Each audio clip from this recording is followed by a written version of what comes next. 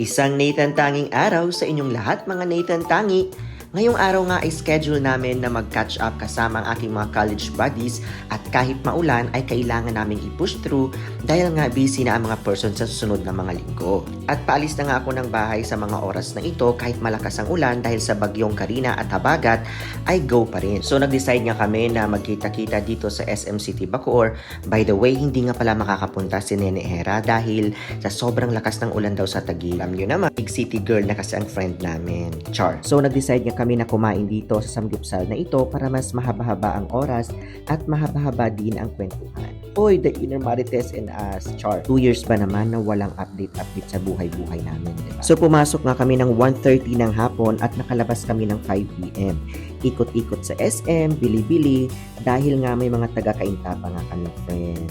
Hala, Char. So paglabas nga namin mga 6:30 ng gabi ay sobrang taas na ng tubig baha sa labas ng SM at sa highway. Ayan, chismis pa more. So walang choice kundi magubad ng sapatos at lumusong para lang makasakay at makauwi ng ligtas. Nakasakay nga ako ng bus at sobrang daming pasahero that time. So standing ovation nga pala ako sa bus at ang daming na stranded sa mga oras na ito mga Nathan Tangi. Wala akong ibang goal ngayon kundi makauwi ng matiwasay at ligtas sa bahay. So ayun nga, sa ngalan ng aming friendship at pagiging college buddies ay walang makakapigil sa amin. Bagyo o baha pa man, literal. At dito na nga nagtatapos ang ating mini vlog for today mga Nathan Tangi.